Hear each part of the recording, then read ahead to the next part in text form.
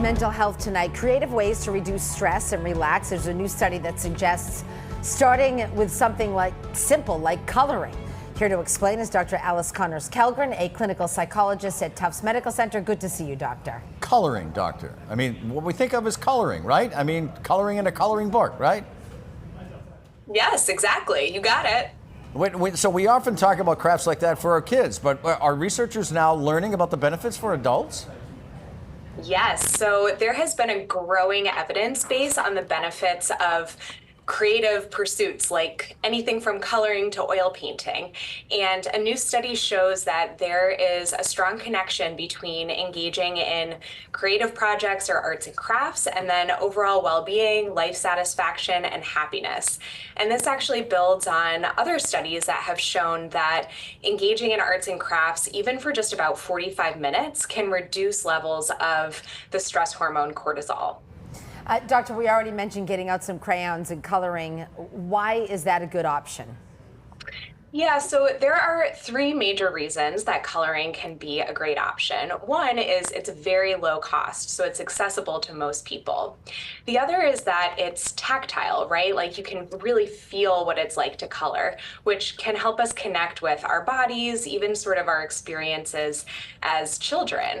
And then coloring is also really nice because we're not really like worried about the outcomes so much, especially if we're coloring in a coloring book. And so it can be a very mindful activity rather than kind of pulling at some of our perfectionistic tendencies. So doctor, let's play hypothetical. So let's say you're not very artsy. Let's say you can't draw anything. I'm asking for a friend.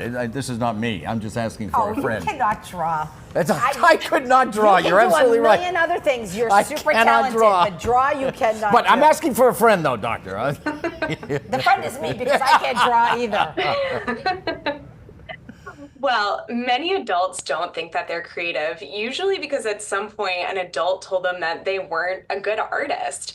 And really creativity can take many, many forms, whether it's through other visual art such as finger painting or, painting with oil paint. Can also be through like fabric arts like knitting or embroidery. It can be movement, it can be music. There are so many different options. Yep. And really the key is to kind of let go of any expectations of what the end product is going to look like and just explore what feels good to you and kind of gets those creative juices going. So doctor, let me ask you, when you color, do you stay within the lines?